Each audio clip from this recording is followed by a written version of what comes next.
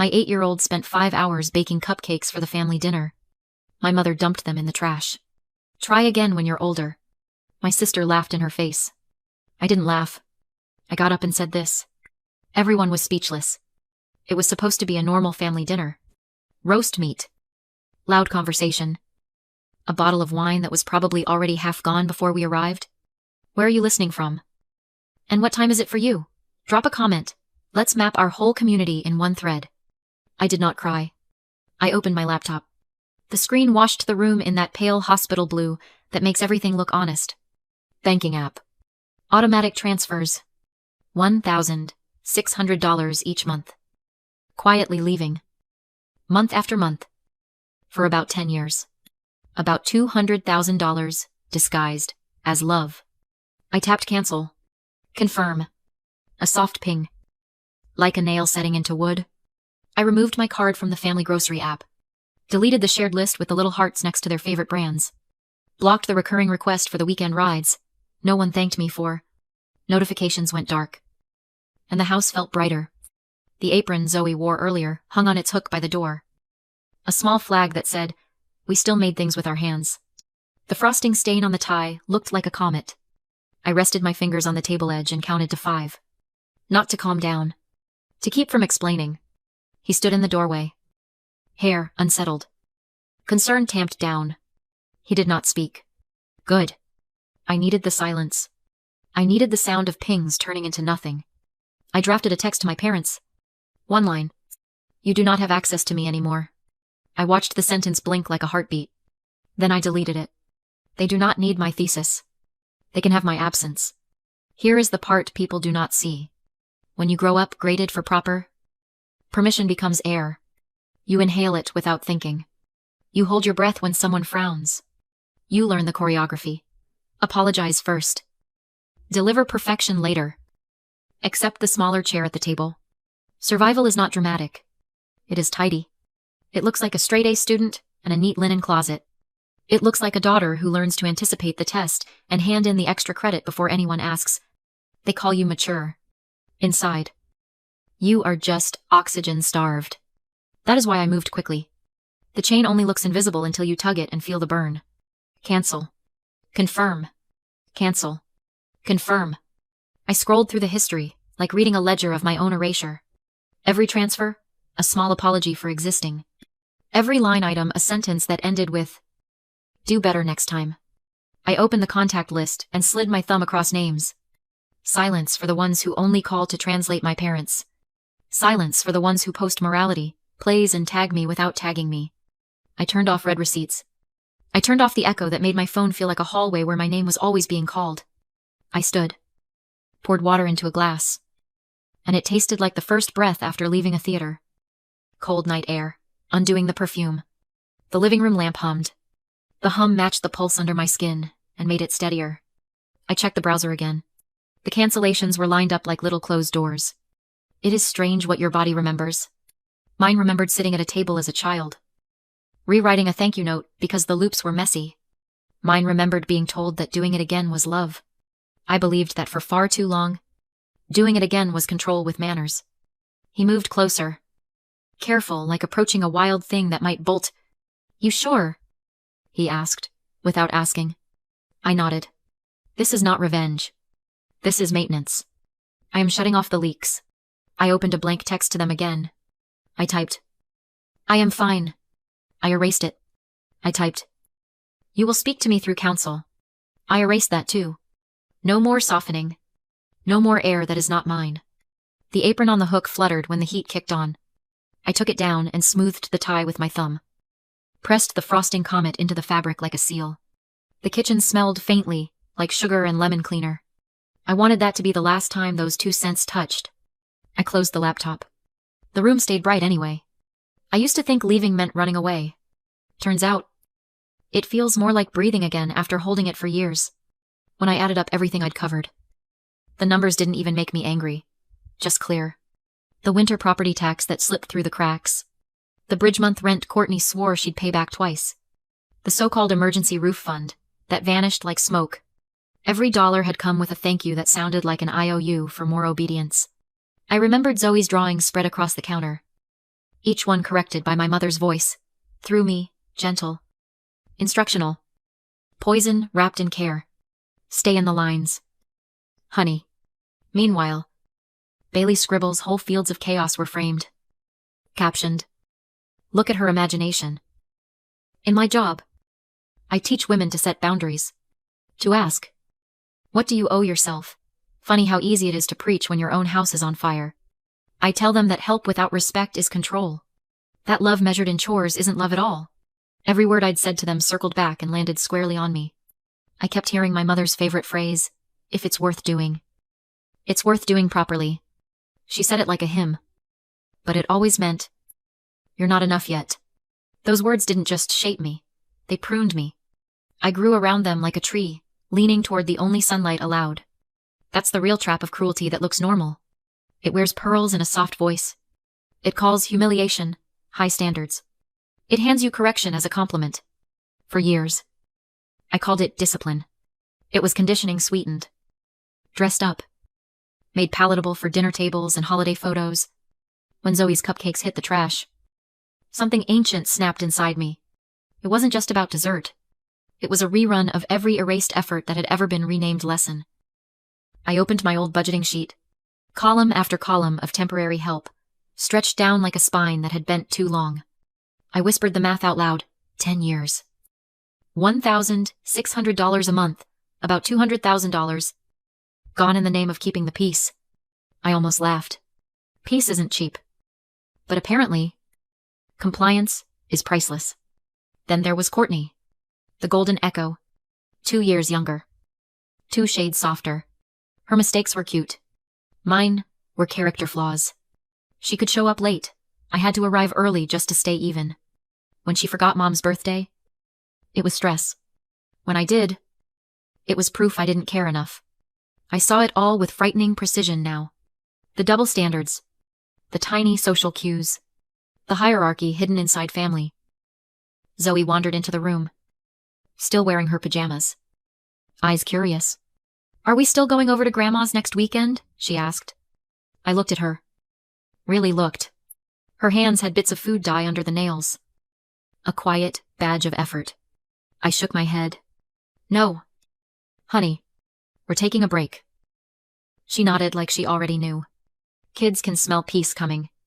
After she left, I sat back in the chair and whispered to no one. This isn't duty. This is debt with better lighting. And once you name it, it stops owning you. By morning, the air had that brittle quiet my childhood used to have before someone corrected me. My phone glowed with new messages. Mom's voicemail. First her voice practiced. Soft. Dangerous. We just want things handled properly. Sweetheart. That word again. Properly. As if control wore perfume now. Then Dad's voice. Low and steady. You know how your mother is. Don't make this bigger than it is. Translation: endure it. Pretend it didn't happen. Like always. Then Courtney. You're overreacting. A text bubble with a heart at the end. A tiny bow on a slap. I could almost predict the next line before it came Mom's public post. Some people forget who raised them. The comments filled in quickly. Hearts. Prayers. Applause emojis. I screenshotted everything. Not to expose them, just to prove to myself it happened. Gaslighting loses power when you have receipts. The house smelled faintly like lemon cleaner. Funny how that smell never meant clean, it meant control. If it shines, they can't say it's wrong. That was her rule. I used to inhale it and feel safe. Now it just made my throat itch. I made tea. Let it steep too long. Took one sip. Set it down. Watched it cool into stillness. It mirrored the silence that used to fill their kitchen after a scolding. The silence that meant, don't make it worse. I stared at the cup and thought about how many times I'd confused silence with safety. How many times I'd told myself, at least they're not yelling. How many times I'd accepted crumbs of peace because the full meal came with conditions. That's what people don't get about families like mine. The cruelty doesn't scream. It smiles. It compliments your posture while pulling the chair out from under you. It thanks you for your help while quietly pocketing your effort. The phone buzzed again. Courtney, just call Mom. You're making it weird. I typed. Nothing's weird. It's just over. I didn't send it. I watched the typing dots on her side appear, then vanish. 3 little lights, blinking like Morse code for guilt. I left it unread. In the background, Zoe hummed off-key in the next room, her small voice cutting through the stale air. I focused on that sound, the sound of something uncoached, unpolished, completely hers. I scrolled back through their posts one more time. Every word polished to look reasonable. The family knew the choreography. Keep your voice even. Sound disappointed. Not cruel. Always use the word love like a shield. I turned off the phone and set it face down. The kitchen clock ticked. The tea went cold. I realized then that I didn't need their apology. I just needed their noise to stop echoing in me. And for the first time, it did. Erica answered on the second ring, her voice steady in a way that made me feel the ground again. I told her everything, every voicemail, every transfer, every time help had turned into obligation. She didn't gasp or pity me. She just said, "All right, let's put it in writing." Within an hour, she sent a draft. 30 days to initiate a repayment plan. Formal revocation of all old powers of attorney. No direct contact. Only through counsel. The words looked sharp and clean on the screen, like teeth made of paper. I spent the afternoon compiling screenshots, bank statements, call logs, the digital archaeology of a lifetime of small betrayals. Every click, every saved file, felt like bricks being laid in a wall that finally protected instead of trapped. Erica said, "Documentation is your armor now." I believed her, because when love keeps moving the goalpost, procedure is the only place you can stand still. That sentence followed me as I worked. Procedure as a kind of peace. Evidence as air. I named each file like a chapter title. Voicemail 1. Transfer history. Dinner. I didn't bother to label feelings. Feelings had never earned me safety. Logan watched from the doorway again, leaning on the frame. "You're really doing this?" he said. I nodded. He didn't argue. He's learned that silence is sometimes respect. When I sent the packet to Erica, she replied within minutes. Received. I'll deliver it today. The email felt like a full stop at the end of a sentence that had gone on too long. I closed the laptop and stared at the blank reflection in the black screen. No family photos behind me. No reminders of the script I was deleting. The quiet hummed differently now, less like danger, more like space. Funny thing about paperwork, it doesn't heal, but it steadies. It draws lines where chaos used to live. I'd spent 33 years following invisible rules, and now I was the one writing them. Outside, the afternoon light hit the table, turning the wood gold. Zoe's crayons were scattered there. Small bursts of color. Imperfect. Alive. I gathered them into a pile, straightened them by shade, then let them fall again. Disorder was starting to feel like freedom. I brewed another cup of tea. Let it steep too long again. This time, I drank it cold. The next morning, my inbox held a number that didn't belong. $24,000 gone. Labeled neatly with my parents' names. I didn't gasp or drop the mug. I just stared at it. A single sentence in digits. Of course you did. I called Erica. She didn't sound surprised either. Expired power of attorney, she said. Unauthorized transfer. Will file immediately. She talked me through the steps report. Demand letter. Record preservation. I followed each one like choreography. Calm. Mechanical. Then the phone buzzed again. My aunt's name. I almost didn't answer. But something in me knew. Her voice was tight. Clara. I think you should hear this. A pause. Then the voicemail. Dad's tone was casual. Confident. The same one he used to explain math homework I'd already solved. We just used the old papers. He told someone in the background.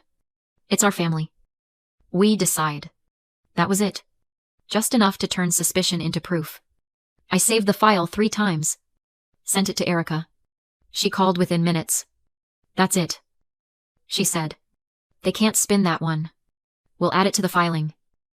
I sat at the kitchen table, phone still in my hand, staring at the plant by the window. Its leaves were pale from neglect, curling in on themselves. I reached over, snipped the dead tips. The gesture felt almost ceremonial. You don't wait for rot to apologize before you prune it. The word properly echoed in my head again. Mom's favorite disguise. We're just trying to do things properly. Properly. Asking quietly. Properly. As in never confronting the mess. Just polishing it. Properly. As in theft with table manners. That was the trap. The theater of their virtue. Every rule. Every correction. Every standard was a prop. Their cruelty came with choreography and perfect diction. The show had gone on for decades, because I never stopped clapping. Now the curtain had dropped. The difference was legal. Not emotional. Documented. Not debatable. Erica's final email arrived before noon. Demand letter sent. They'll respond soon. You did everything right. I reread that line. You did everything right, and felt something uncoil in my chest. I had heard variations of those words my entire life. But always with a correction waiting behind them. This time, there was nothing to fix. I set my phone face down. The house was still. Heavy with clean air. For the first time. Properly belonged to me. 2 days later. The knock came. Not hard. Not disparity. Just measured. Like she still believed she was in charge of the rhythm. When I opened the door, Mom Karen stood there. Flawless. As always. Hair set. Coat tailored. Even her guilt had good posture. Behind her, the winter air hung sharp and blue. Her eyes flicked past me into the house. You look tired, she said. How the way some people say hello. Then, softer. We're losing everything. Clara, your father's heart can't take this. Do something for your sister. For a second, I saw the little girl I used to be. Desperate to please that tone. But the feeling passed. Quick as static. I didn't invite her in. I didn't reach out. I just stepped forward until she had to step back. I already did something, I said. I handed her a small envelope revocation notice. Police report, receipt, repayment schedule. Her own signature already printed at the bottom. Erica had handled that part. She blinked once. Twice. Color drained. Then came back as irritation. You called the police on your parents. I filed a report, I said. Because that's what people do when someone moves their money without asking. Her mouth twitched. You don't understand. We were just... No, I said quietly. I do understand. Better than you think. The wind pushed against us, carrying that faint metallic chill of coming snow. I raised my glass of water. The one I'd been holding when she knocked. Here's to the last time we do this. For a moment, she didn't move. Then she turned. Heels crisp on the porch wood. Walking back to the car where Dad sat pretending to scroll through his phone. The door slammed. The sound wasn't loud. But it landed. Inside. The silence had weight. But it was mine. The next morning.